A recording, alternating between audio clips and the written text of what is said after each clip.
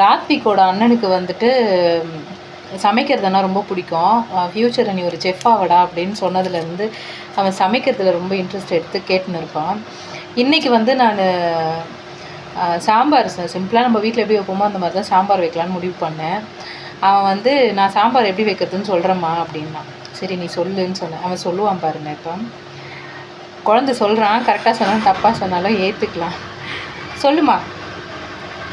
First பருப்பெல்லாம் கழுவி எடுத்துக்கணும். சரி, என்ன பருப்பு? பருப்பு பேர் என்னம்மா? கடலைப்பருப்பு. கடலைப்பருப்பு கழுவி எடுத்ததுக்கப்புறம் வெங்காயத்தை வெட்டி வெங்காயம் வெட்டுறேன் தான். அப்புறம் அடுத்து என்ன பண்ணணும்? அடுத்தது 5 பல்ப்பு 6 பல்ப்பு எடுக்கணும் உரிச்சி. அதுக்கப்புறம் பச்சை மிளகாய் வெட்டணும்.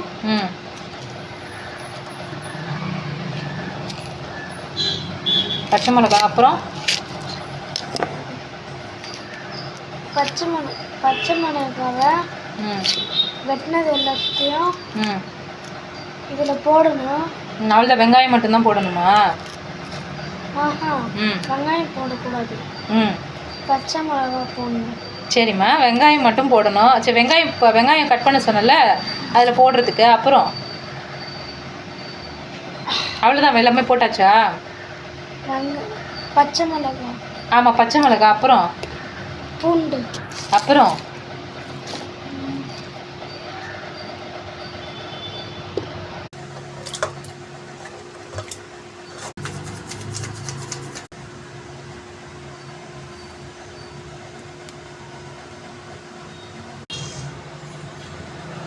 இப்போ சொல்லு, நீ மறந்ததெல்லாம் என்னென்ன நான் உனக்கு போட சொன்னேன் சொல்லு. தக்காளி, சீரகம்,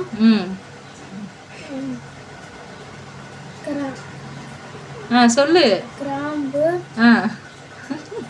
வெங்காயம், பூண்டு, பச்சை மிளகாய். அதெல்லாம் ஃபர்ஸ்டே சொல்லிட்டேம்மா. அடுத்து நீ இதெல்லாம் போட்டியா? இப்போ ஓகேவா? வைக்கலாமா அடுப்புல? சாம்பார் வந்து அப்புறம் என்ன வரும்? குக்கரை வச்ச உடனே அதுக்கப்புறம் என்ன ஆகும்? குக்கர் விசில் வரும். அப்புறம் தான் எடுத்து சாம்பார் கடைய மட்டுமா கடையணும்? அதுக்கப்புறம்